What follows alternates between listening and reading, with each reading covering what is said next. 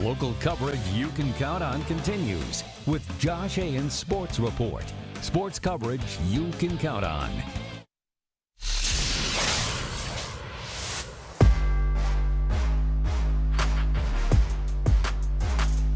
The 3A rating champs, so they're going to be good. They got the championship DNA. They play defense super hard.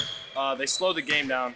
You just got to make the most of every possession. Make sure that we can get scores and stops. It's a great atmosphere here. When I think about high school basketball in Indiana, it's all about the atmosphere for these kids to go out and compete in. That's why we put them on the schedule. You want these challenges. Well, Matt Roth said it best. Hard to beat an atmosphere quite like high school hoops on a Friday night. And no better place to have all the action for you than right here on the Highlight Zone. We got 16 high school games on deck for you tonight. We're going to tip things off with a clash of champions at Mark Davidson Court. Northwood at Blackhawk Christian, it's your Highlight Zone game of the week. Blackhawk Christian coming in with a 14-6 record, ranked 6th in the 2A poll. Northwood, meanwhile, winning a 3-8 out of last year. Panthers coming in with a 13-7 record, and the Panthers on the prowl early. That's Ethan Wolf howling from deep as Wolf cuts it down to a 5-3 game. Blackhawks still in front, however. Yet the Braves battling right back as Kellen Pickett shows off the mid-range game, as this one kind of a low-scoring game, just a 7-5 game after one. Second quarter, it's Isaac Smith doing what Isaac Smith does best, and that is hit triples. Smith with 12 points in this one. But Northwood trying to battle right back. It's Tyler Ross showing off the mid-range game, as it's just an 18-9 game. Blackhawk up after two. Third quarter, Northwood trying to cut into that deficit some more. It's Seth Russell showing off the range to make it a 4-point game. But the reigning 2A champs able to battle right back. But Bryce Sefton using the glass. I'm pretty sure Bryce called glass that time.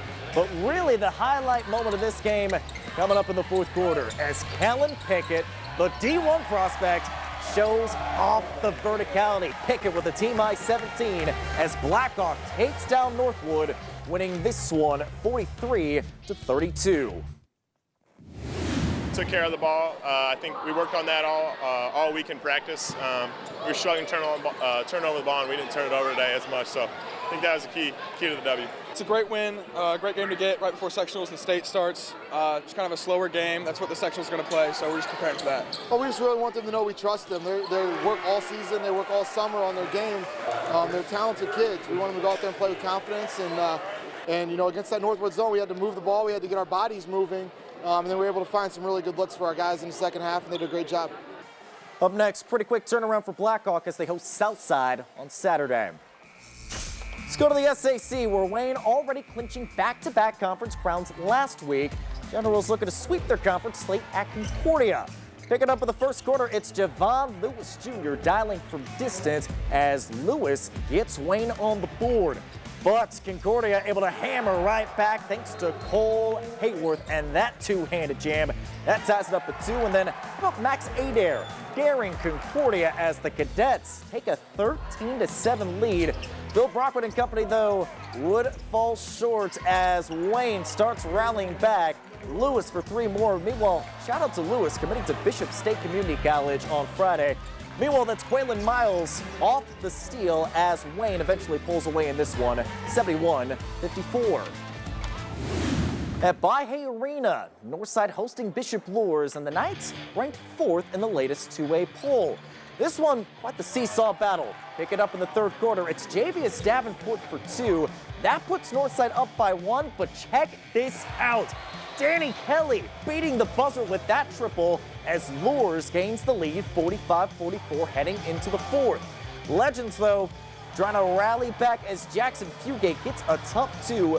Northside up by 5, but Luers would get the last laugh about this brotherly connection. Darion with the putback after his brother Draylen gets that miss. And then Darion adding some insurance with that bucket as Luers goes on to win a good one over Northside 66-62. It is a rivalry night at Spartan Arena. Homestead hosting Carroll on Friday, and the Spartans heating up with 4 wins in their last 5 games. First quarter, that's Will Jamison of Homestead, and What a great sight to see. Jamison, of course, recently coming back after being injured in a car crash several months ago. But really, this night belonging to Carroll. That's Cannon Hauser showing off the range as Hauser leads the Chargers with 18. And get this, that bucket putting Carroll up by 13, 21-8. Still some more from Carroll as Jair Simpson. His turn to hit the triple as he finishes with a dozen, and Carroll with no problems over the rival Homestead. Chargers over Spartan 67-58. Final stop for the SAC, Northrop hosting Bishop Dwenger. Keep in mind, Saints head coach Mark Kostoff recently earning his 300th career win. The Saints, a pretty good groove early on as Ryan Groves connects from the corner. Groves going on to lead the Saints with 20. Meanwhile, Northrop trying to answer back as Pernell Witzik gets the bucket for the Bruins. But this night, really belonging to the Saints. About Eddie Miller.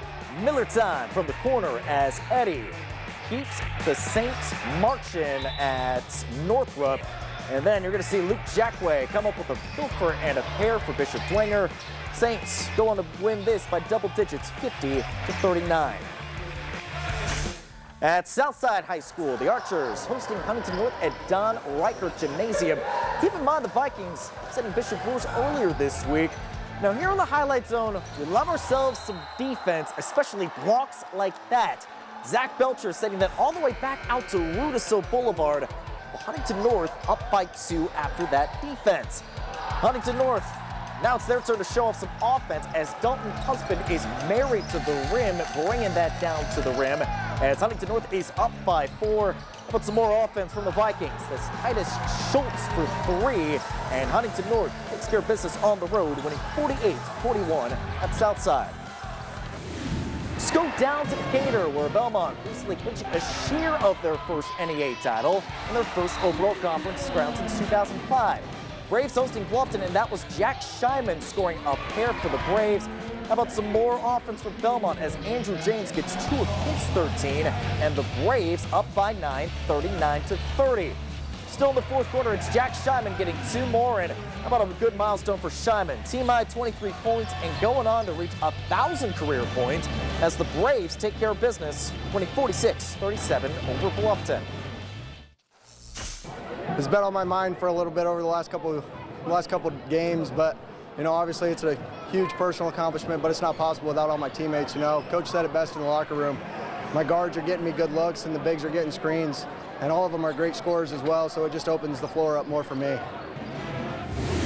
Let's check in with the other NEA champion, Columbia City. They're hitting the road visiting a solid Northridge squad that's 16-4. Pick this one up in the first half, and that is Brady Hartman going right to the rim. But Columbia City having some problems defending this big man. Brady Scholl, and Scholl shouldering his way for 2. And Columbia City goes on to drop this one on the road, 66-40. Down at the Castle, last year's NEA champion Norwell with their home regular season finale, and they're honoring this young woman, Kennedy Filling, who's going to go play for a semi-state title on Saturday for the Lady Knights. Meanwhile, the Knights facing Jay County, and that is Eli Dirksen with a putback and punishment. Norwell, however, up by 2, 5-3 after that bucket. Meanwhile, Norwell going to work on offense, and that is a thing of beauty. Ashton Fetterspiel beating Paige Shelton, and Norwell's lead is back up by 4. Jay County trying to answer back as Ben Crouch fades away for 2 to make it a 2-point game once again. Yet Norwell just so good at the Castle as Ashton Fetterspiel gets the bucket down low, and Norwell takes care of business at home, winning 49-38. Let's go to Monroeville, where Kyle Sovine is in his first year leading Heritage. Patriots taking on New Haven on Friday night, and this would be a good one. First quarter action, that's Kobe Meyer knocking down from distance as Heritage has got themselves a 3-point lead, 5-2. New Haven, the Bulldogs trying to fight right back as a Johnny Washington pulls up from inside the arc. Heritage's lead is trimmed down to 2. How about some more from New Haven as James Hardy, the 4th, we know him on the gridiron, and certainly doing on the basketball court as well, as New Haven goes in front by 1, but Heritage turns out to get the last laugh in this one as Corian Brown gets the three. What can Brown do for you? This one getting decided in overtime with Heritage winning 66-62. So we're going to take a quick timeout, but when we come back, a couple conference races are coming down to the finish line. It's including the NACC, where Fairfield and Lakeland are tied atop the standings. Plus, your ACAC champion, Adams Central, looking to fine-tune some things against West Noble. Manchester looking to lock up at least a share of the TRC title. We're going to hit up the Hangar, Turtletown, LaGrange, and more. All of that is next on the Highlight Zone. Hey guys, this is Drew Tranquil, former Carroll High School Charger and Super Bowl champion. You're watching the Highlight Zone. We're the Adams Central Jets. Welcome back to the Highlight Zone.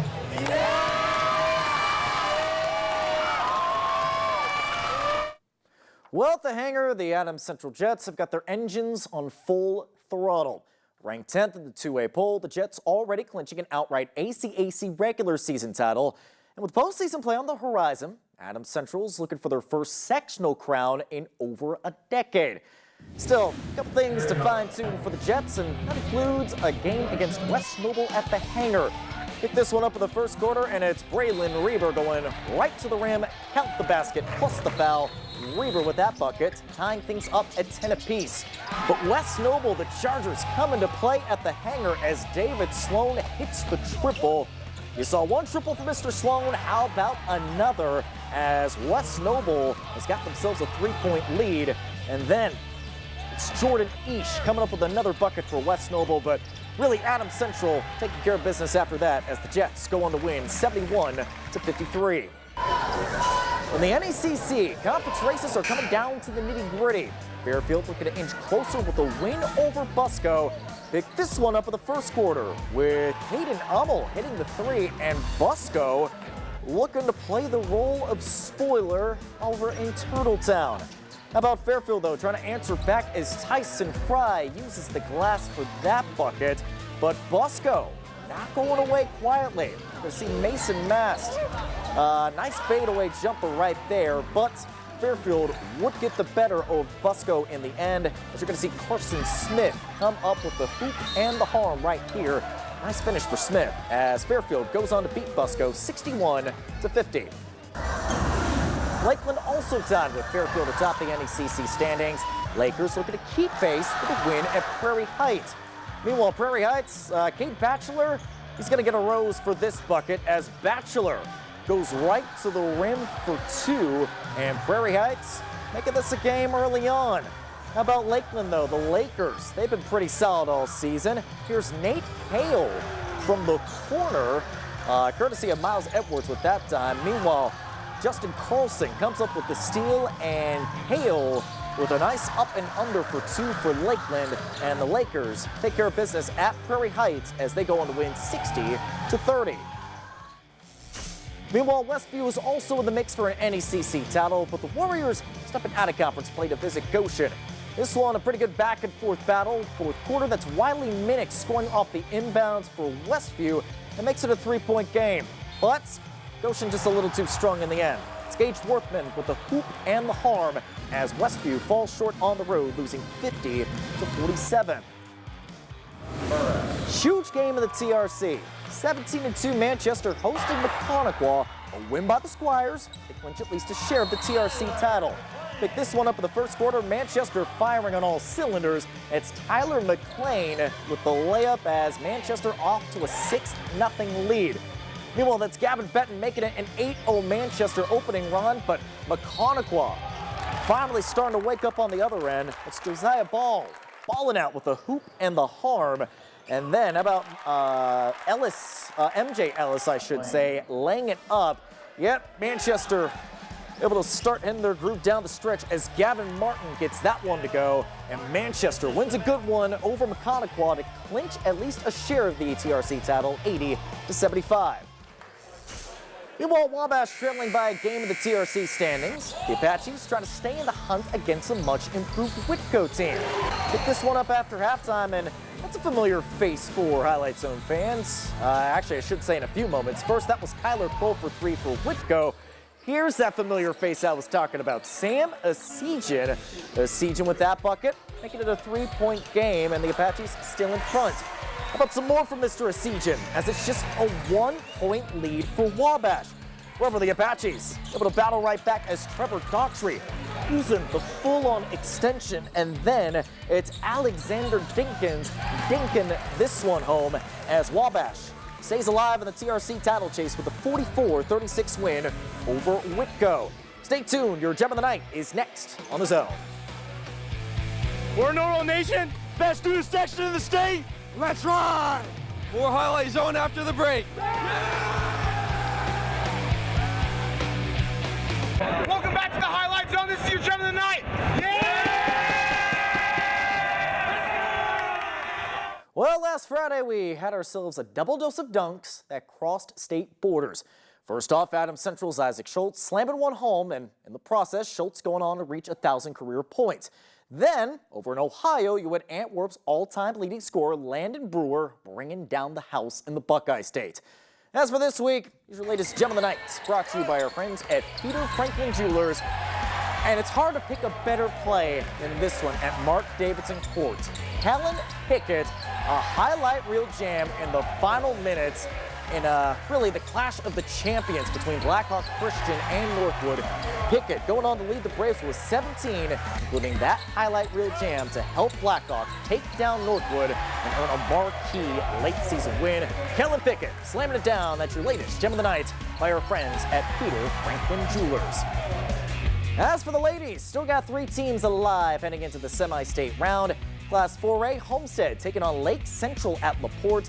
Tip-off is at 11 a.m. our time. Now, should Homestead win, Spartans are going to face the winner of Noblesville and Valpo, that game being played later on in the night. Let's go to Class 3A at Huntington North. The top 2 teams in Class 3A going head-to-head. Norwell facing Hamilton Heights. Keep in mind, that's a rematch from last year where Norwell got eliminated by the Huskies.